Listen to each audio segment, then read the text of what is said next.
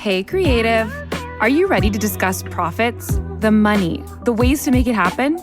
The Profitable Creative Podcast is for you, the creative, how you define it. Videographers, photographers, entrepreneurs, marketing agencies, you get it. CEO of Core Group and author Christian Brim interviews industry experts, creative entrepreneurs, and professionals alike who strive to be creative and make money at the same time. Sound like you? Tune in now. It's time for profit. Welcome to another episode of The Profitable Creative, the only place on the interwebs where you will learn how to turn your passion into profit. I am your host, Christian Brim. Special shout out to our one listener in Cleveland, Ohio. Those are rookie numbers, Cleveland. You've got way more people than that. I need more effort out of you. Never been to Cleveland. I don't know. I've never been to Ohio. So maybe that needs to be on my list and maybe there'll be more listeners. Anyway, joining me today, Julie Strickland of Strawberry Innovation. Julie, welcome to the show. Thank you very much. I was just in Chicago last weekend, which is pretty near Cleveland. I've been to Chicago many times. Yeah. I don't know. Ohio, I think, got a bad rap, and I'm one to talk. Being from Oklahoma, nobody ever thought anything about Oklahoma, but Cleveland and Cincinnati just didn't have. Maybe Columbus. I don't know. Have you been to Ohio? No, but my stepmother is from there and she says good things. Yeah, no. I mean, the people I've met from Ohio are lovely, but I've just never been. So I'll put it on the list. I'm still trying to get through the Western United States. It's so vast, But this country's huge. Honestly, Yeah. it's kind of crazy. And a lot of beautiful places too. Yeah, a lot of cool places. Mm-hmm. Anyway, Julie, why don't you give us your CV, your history, and then tell us a little bit about Strawberry Innovation. Absolutely. I'm going to start with the fact that I'm a prolific innovator. I hold about 20 patents. Nice. And then I'm going to tell you about my education, career path, and lead into Strawberry Innovation. How does that sound? Okay. Yes. As an engineer, I see that you laid that out very well. Thank you. I'm assuming you have copious notes. I do. And I Yes. am a project manager in my day job, a research and development project manager. So I get paid to be organized. Yes. Well, you did it swimmingly. Thank you.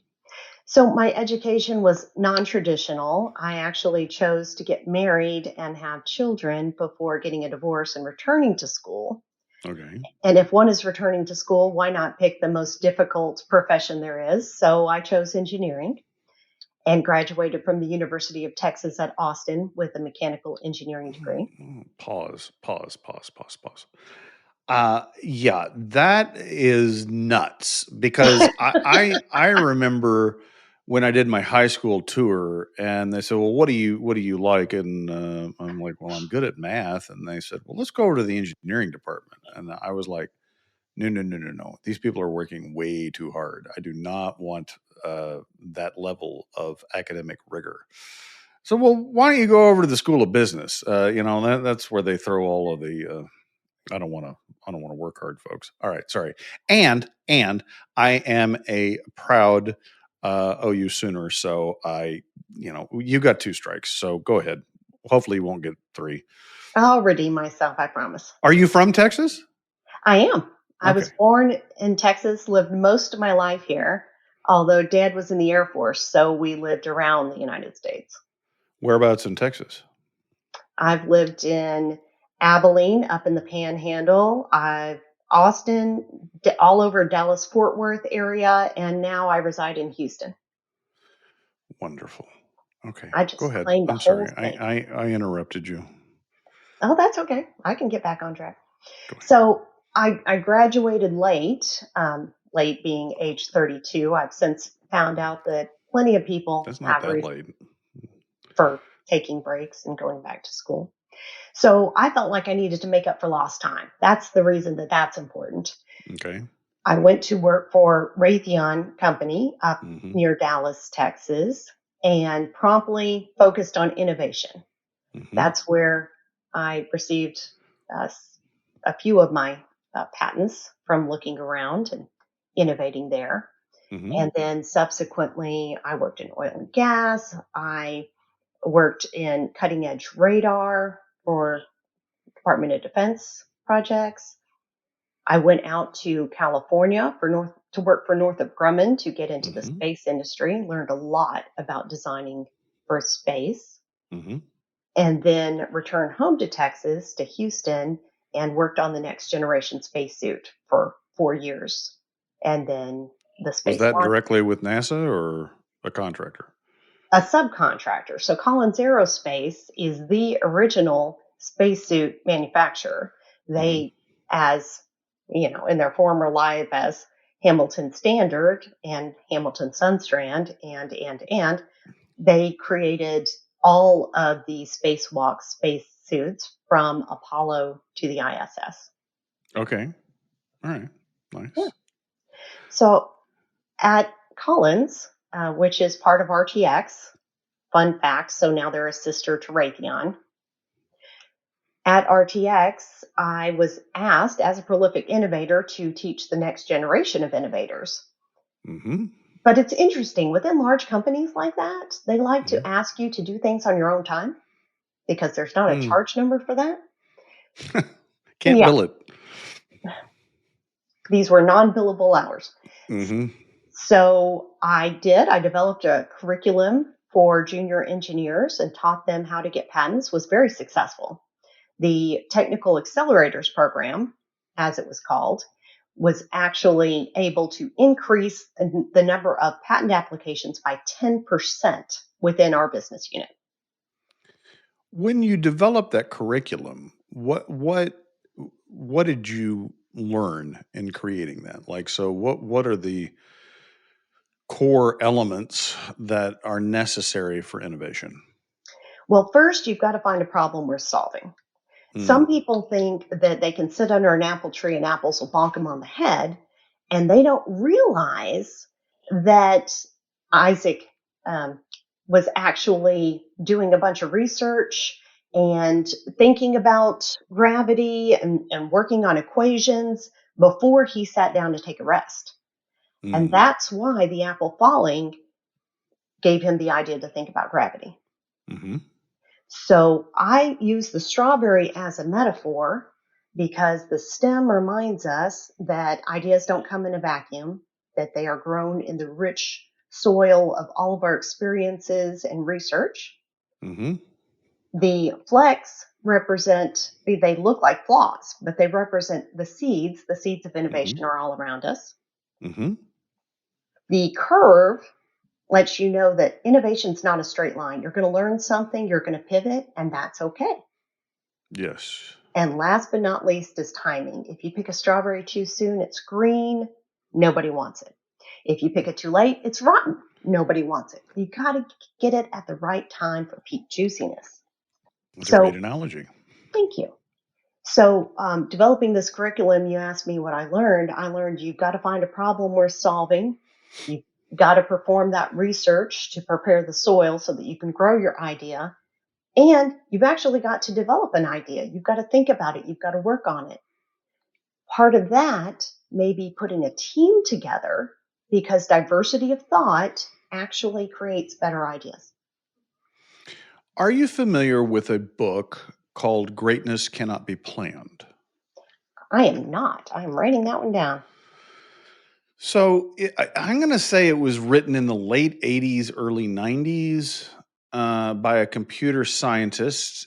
And it was, the precursor to artificial intelligence. Not that we have artificial intelligence. I hate that they call it AI. But he was working with machine learning models, right? Which we have all over the place now.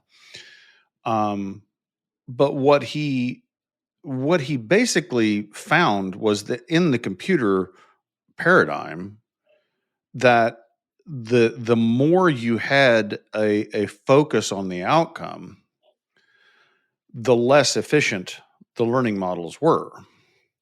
That when you basically just opened it up to whatever, that it actually was more efficient. And he brought it into this into history and saying like, well, the invention of the computer, uh, if you had set out 50 years before they invented it and said, okay, build a computer, it would never have happened, because foundational to the first computer was the vacuum tube. And the vacuum tube was created for lab experiments. Like it was not created to create a computer. And so his statement, and I find this to be true, but I want your experience share on this, that like you can't necessarily say this is where I want to go with a lot of certainty. Like you can have a general idea of like the problem you're solving, but the path, to your point, being curved, is never direct, like, because there are these other factors that may come into play and things that you don't know yet. Absolutely. There have been a number of times when somebody's told me a problem and I jumped to a solution. Mm-hmm. And I've taught myself write down those solutions and then learn more about the problem, because exactly to your point, whenever you learn more about the problem, you might realize that's not the right solution, that there's a better way of doing things.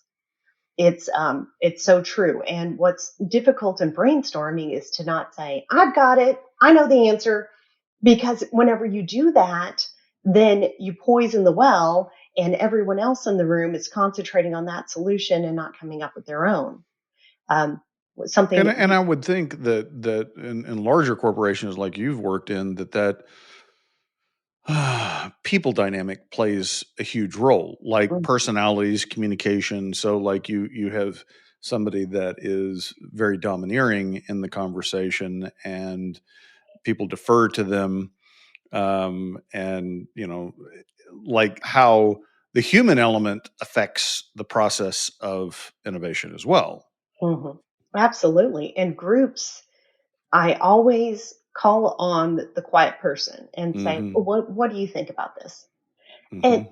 and you might be thinking, well, that person's quiet because they don't have a thought. But whenever you actually ask them, they may come up with something brilliant that Mm-hmm. they've been noodling and they've just been waiting for the right time to bring it up.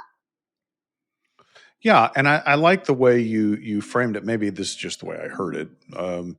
That you create the field for the ideas to grow, and I think that having a I think first of all your own personal mindset around that, but then building that team and culture where innovation is encouraged, and failure, however, I don't like necessarily using that term in this context, but ideas that don't end up working out to a effective solution, um, are not negative, and they're not punished. Right. Yeah. That Google actually rewards people for failing early. And Hmm. I talk about failing fast in the book. Yes. There's also kintsugi, the art of when there's broken pottery, you put it back together with molten gold and you create something more beautiful than the Hmm. original object. Hmm. And I love to talk about those because even some of my failed experiments, my failed ideas, taught me something and gave me information that I can use going forward. Yes, I think in a business context, um, failure is just data. Hmm. Is like, well, this did not work. What did we learn? Hmm. Right. Um, and it may, in my case, I've noticed that, it may not be strictly what you learn from the business scenario. Like, okay, well, that wasn't what people wanted. Okay, it also can reveal like how it can reveal something about yourself, your thought processes, your beliefs, your habits. Um, you know, I yeah, I mean, I guess what I'm saying is that failure is always a very valuable teacher. Absolutely. Can I tell you about one of my favorite I'd failures? love to hear about one of your failures. Excellent. So it's an innovation called ionic shower, and it came out of the fact that moon dust is negatively charged. All right. So when a lot of people hear this, they're like, oh, well, you just use a positive charge to get the moon dust off the spacesuit. We're done. And so there have been a lot of people, smart people, have designed things like a ionic curtain that the astronauts could walk through, and that the curtain would have a charge and blah, blah, blah.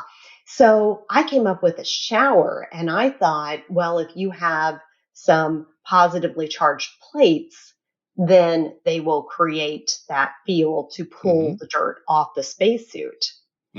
And then I worked with an intern who misunderstood me and came up with something different. And together, the idea just made the ionic shower even better. In the interest of time, I won't go into all of that. But whenever we went into the lab, I was trying really hard to charge the lunar dust. I had a simulant to charge that so that we could then test the charged plates theory. And the dust actually cooked instead of charging. And I went back to my notes and I went back to the research papers, and it finally hit me. There was a line in the papers that said, the charge dissipates in atmosphere. That makes sense. It makes sense, but there's no time period involved. And what I learned was the word instantaneous should have been in that sentence. The charges dissipate instantaneously in atmosphere. So what that means is when an astronaut walks into the airlock all dusty and dirty, and she turns on the pressurization and air starts flowing into that airlock, the moon dust will lose its charge. So any of those charged plates around it aren't going to affect the moon dust because there's no charge left. Well, finding that out and realizing that meant that we could walk away from the ionic shower. Okay, we've already got the patent for it. We had already filed for it whenever we went to the lab to make all these tests happen. But we did not invest the money to send that experiment to the International Space Station as we had planned. We did not further develop that idea. We did not make a project around it, and we did not push for that to be added to the airlock. All of these things that we did not do freed us up to concentrate on ideas that do work. And so how do you get moon dust off spacesuits then? Well, I've got renegade regolith. Has that problem been solved yet? No, not really. In the Apollo days, Gene Cernan and the other astronauts were using a handheld vacuum cleaner. But now imagine, my friend, if you can, a vacuum cleaner nozzle 3 to 4 inches in diameter.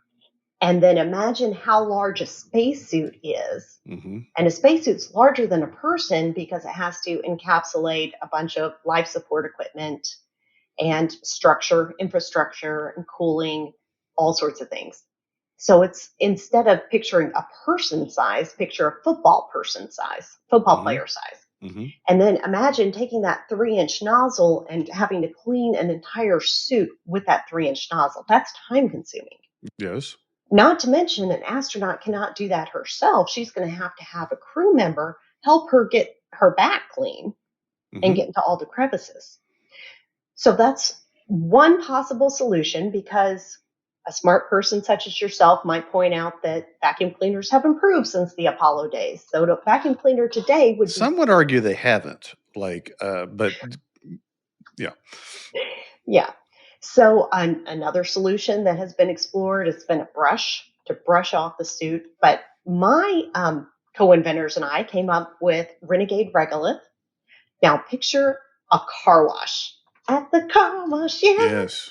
And an astronaut walking through a car wash in order to get clean at the end of her shift after being out on the lunar surface. Yes. And then that water, like at a car wash here on Earth, can be filtered and reused. So it's a closed loop system, so you don't waste any water. And also, renegade regolith has the added benefit of when that astronaut is going out the door. We coat her with wax so that the dust will actually embed in the wax and not in the fabric of the suit. It's funny. As you were saying that, I was going to ask if there was an optional wax, and you actually do have an optional wax. It's not optional, but yeah.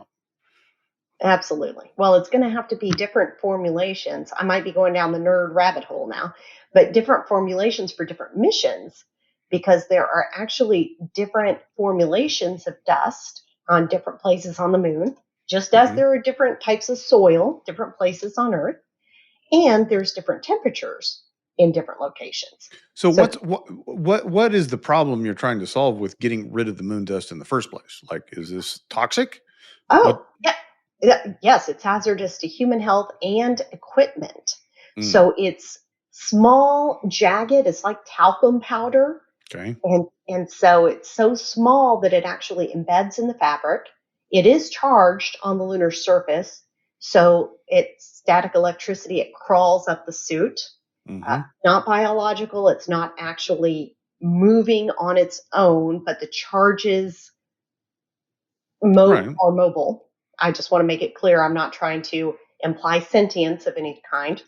I'm thinking alien Earth is what I'm thinking. Yeah, So no. No okay. aliens, no. All right. And so, just to say this in layman's terms, on the Apollo mission, the Velcro was actually defeated by this That moon makes dust. sense. The ball bearings were worn down and abraded. And I say jagged because there's no wind, there's no water to make to smooth down these particles, to make them smooth like the sand and dust in Florida that feels Right. nice on your feet. This would not feel nice on your feet. This is more like pumice stone, volcanic ash type of thing, jagged. So also breathing it in is a human health hazard. Okay. All right. Well, okay. Mm-hmm. Let me pivot here for a second, and you mentioned patents.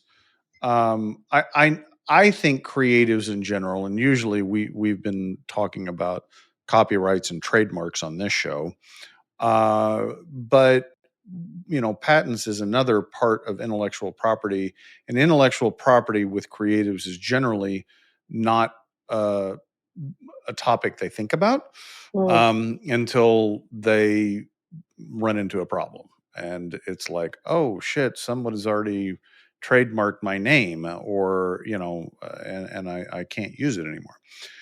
So what are the criteria in your mind that rise to the level of investing in a patent? Because I assume they're not cheap to obtain. Right. Well, first you've got to decide whether or not a patent is relevant. And I always go back to the example of Coca-Cola. Hmm. Coca-Cola chose to keep the recipe a trade secret for a couple of reasons. One, when you file a patent, you file the recipe, the way to Hmm. make the thing. And do you really want to put that out there? And number two, patents have an expiration date. Right. So if you keep a trade secret, you don't have to worry about that expiring. Now, if you decide that, yes, yeah, it's a thing that I can tell if somebody's knocking it off, and I want to be able to sue them if they're knocking it off, so I want to file this patent to protect my idea, you have a couple of different routes you can take. One is a provisional patent, and that is a 1-year patent. It's a very low bar to get this. It's basically just a cover sheet and a brief description of your idea. You can file it for relatively low amount of money. It was something like $400 the last time I did this some years ago. And then you've got a year to explore that and find out whether or not the thing works and whether or not you need to make modifications to your patent application. That year is important because we are in a first to file country. That Hmm. means if I have an idea and I'm working on it in the lab trying to figure out if it works, and you come and visit me and you decide to go file that idea and get the patent, then there's nothing I can do about it. According to the US government, you own that idea. Doesn't Because I matter. filed first, not because I came up with it first. Exactly. Because they're design. It doesn't matter if I have design notebooks that are dated, if I have video, none of that matters. The US government does not care. The first person to sign their name to that idea gets it. So, okay, what kind of things are patentable? Usually mechanical devices and or electromechanical devices. And I say that because as much as I love software and use it daily, it's difficult to patent. There's been so much litigation between Microsoft and Google and all these others that if you change one little thing, is it a different code? Did you come up with the code independently of me? And even though they do the same thing, they're different code. Ergo, my patent is for my code, not to do the thing. So But theoretically, and I know you're not an IP lawyer, so we may be going out of your expertise, but I mean, theoretically, any idea is patentable, whether it's a recipe, like you said, Coca-Cola, or uh, um, like a code or a process to obtain a certain result, like, I don't know, how Arby's makes roast beef. I don't know. I mean, all of those things you can file a patent on or not? Well, I hesitate because there was a time back in the 80s and 90s where there were a bunch of patent trolls, and they had the foresight to file a bunch of patents on like wireless technology. Mm-hmm. And they foresaw the rise of wireless phones. And so they made a bunch of general patent applications. The US government accepted them. And then years later, engineers came up with the details of actually how to make that happen. Patent trolls sued them, got money for that. And then the US government felt used. Okay, this is the Julie interpretation of what happened. Yes. You're getting my version. And so the US government said, we don't like being used, so we're going to make a higher bar for getting a patent, and we're going to do more detailed patent searches, and you're going to have to work harder, Mr. and Miss Inventor, in order to get your application past us.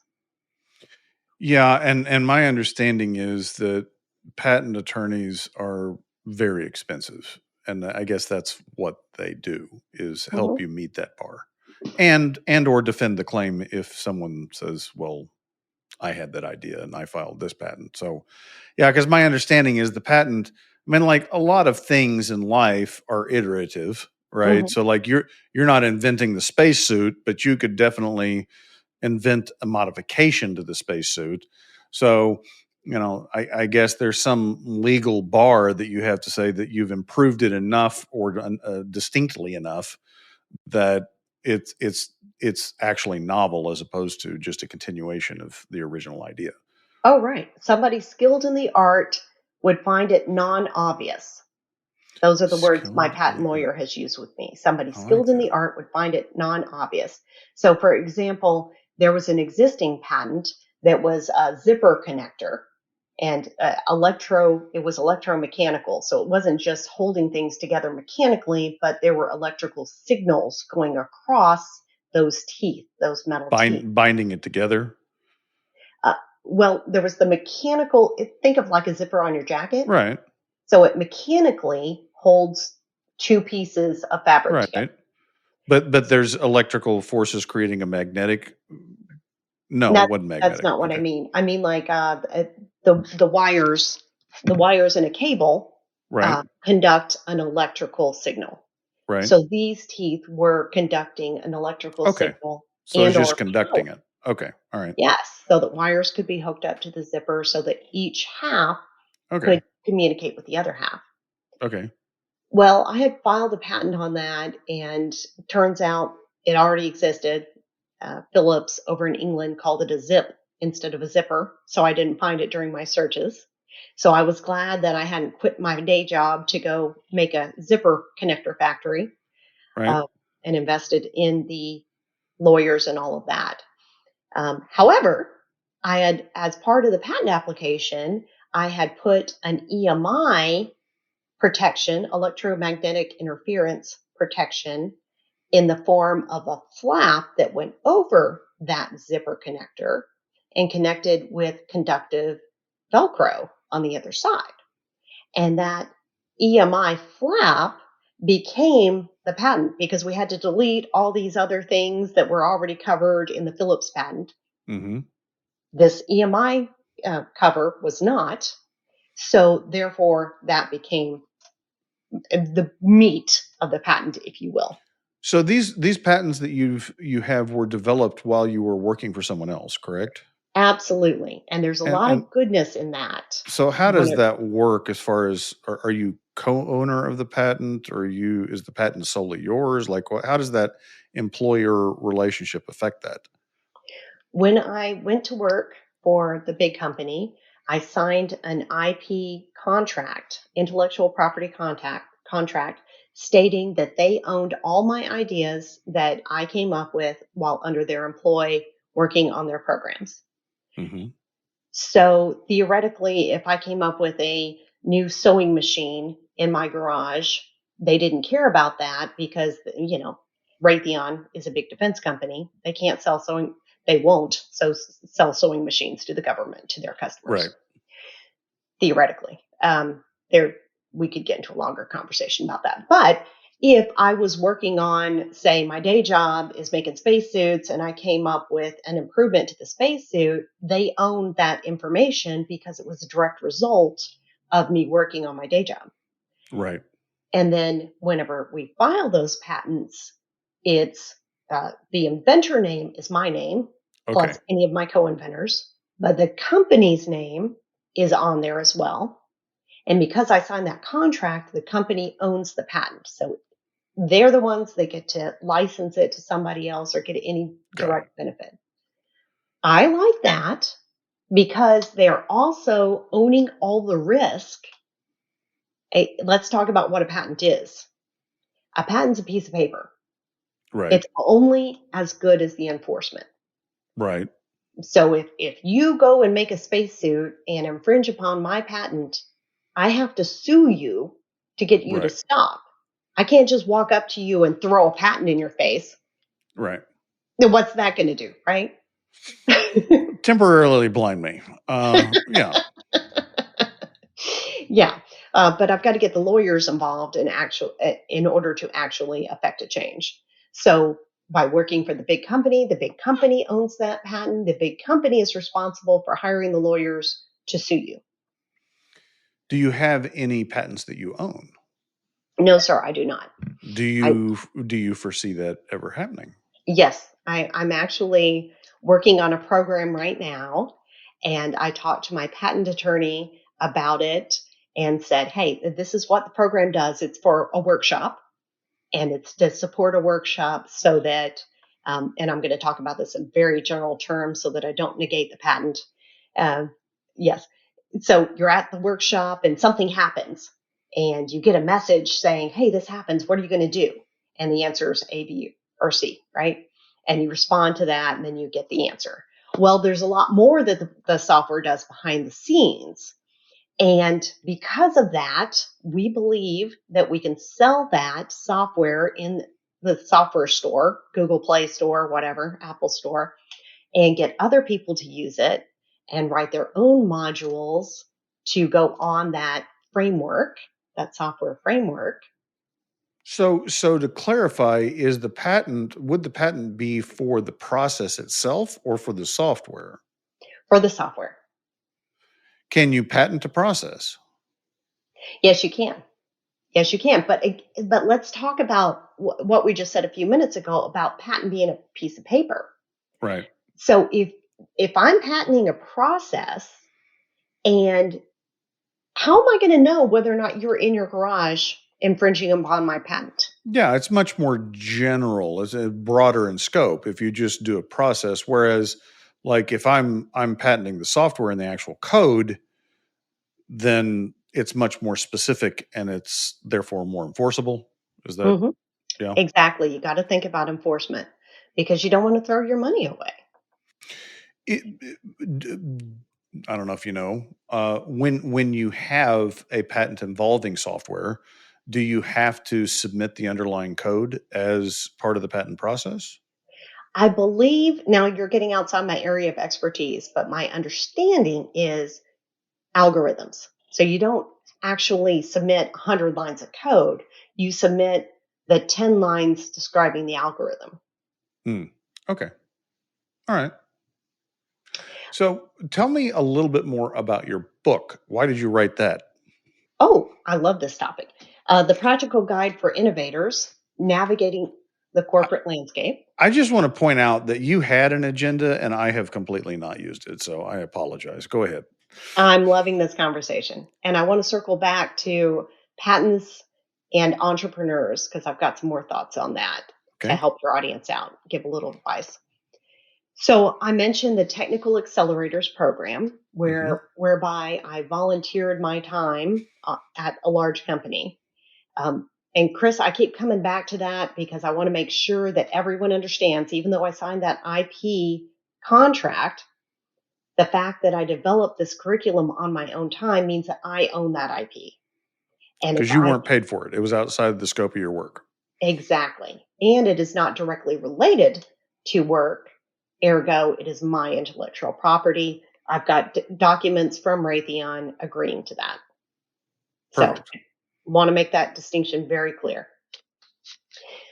So since I came up with the curriculum on my own time, I was able to write the book describing the process of how to find a job, how to find a problem worth solving, how to approach that with juicy questions to get your creative juices flowing, and come up with an idea that the company or the customer cares about.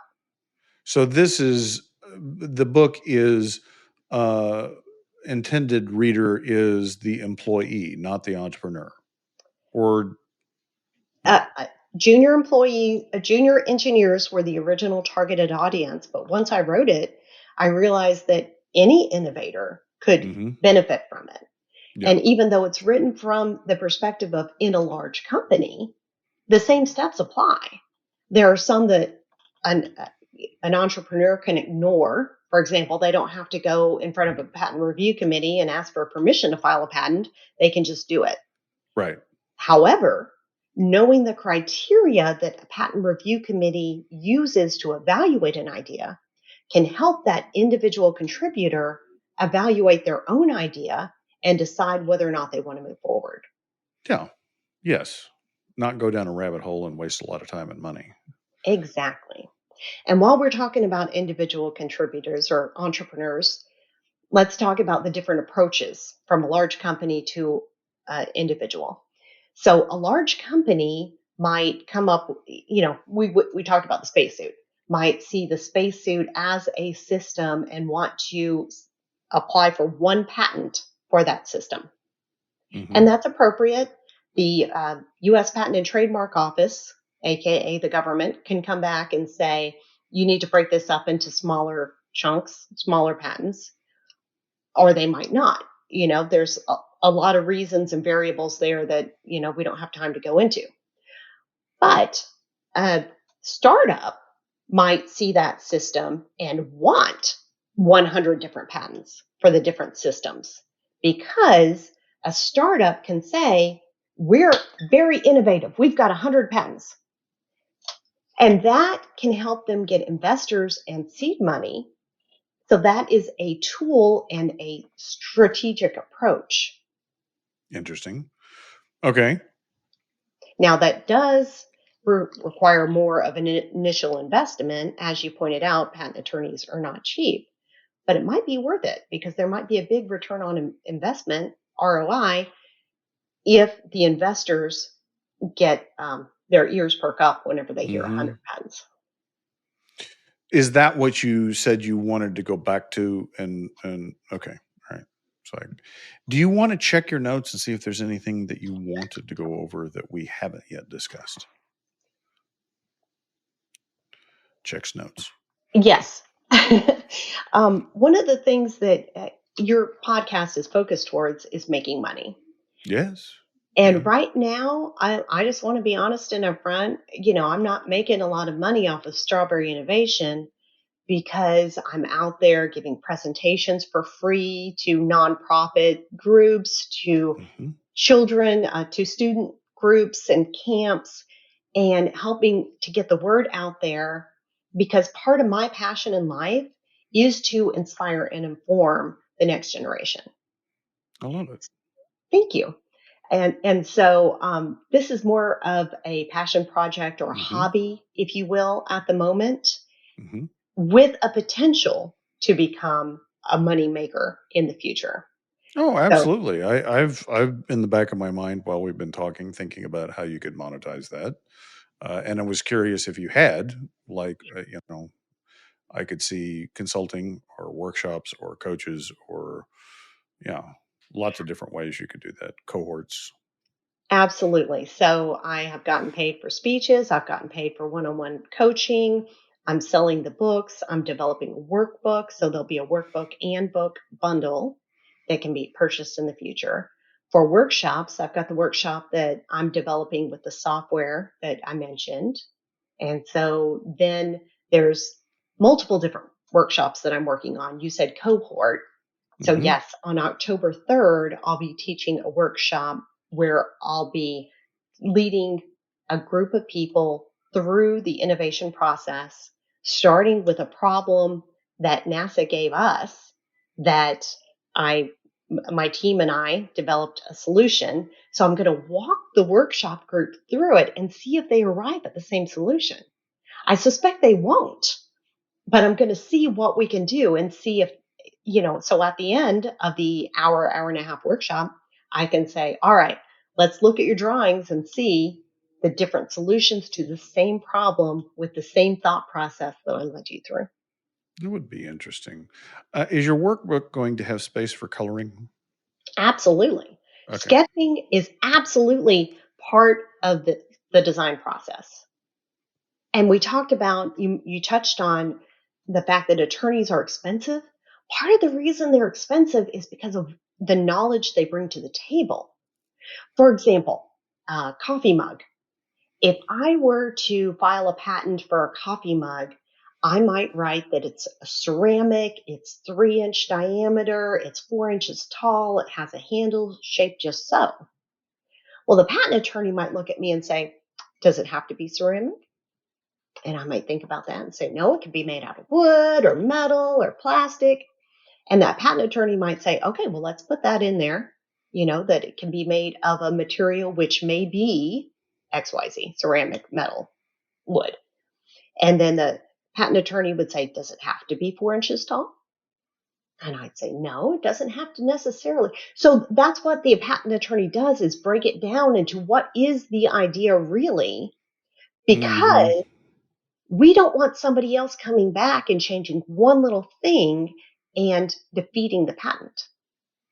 Yeah, and I could imagine that you could absolutely come up with solutions and not really grasp the idea that you have, right? Like you just see the solution, but like distilling it down to like, all right, what did you actually come up with? What did you create? Hmm. Um, is not necessarily obvious. Absolutely. One of my mentees, one of the clients, I guess I should say, clients that I coached, he had this idea, and I don't mind telling you in general what he came up with. It was making bricks on the moon, so that for construction materials. So you make bricks and then you can build a house or a factory or whatever, right? And I talked to him and I said, well, other people are making bricks. NASA's working on Chapia, which is, 3D printed, making Hmm. structures. So how is your idea different than what other people are doing? Hmm. And we talked about it, and it came down to the process.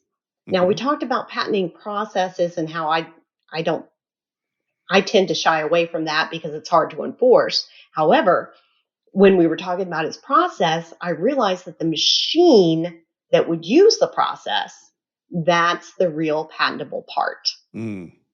The machine and what that machine did, And once I identified that and told him, hey, that's your goodness, that's your gold nugget right there. You need to concentrate on that. Quit talking about bricks and construction and he was ready to talk about sizes of bricks. No, that's not the goodness. The goodness is how you're making the bricks. Yeah, I love that. So, how do people find your book and purchase your book, learn more about strawberry innovation? Oh, very simple. Strawberryinnovation.org, strawberryinnovation.org. And you can find the button to go onto Amazon and find the book under either my name, Julie N. Strickland, or the Practical Guide for Innovators, or search for Strawberry Innovation. I love it. Listeners, we'll have those links in the show notes. If you like what you've heard, please rate the podcast, subscribe to the podcast, share the podcast. If you don't like what you've heard, shoot us a message and I'll get rid of Julie. Oh, Until wait a then, minute. ta-ta for now.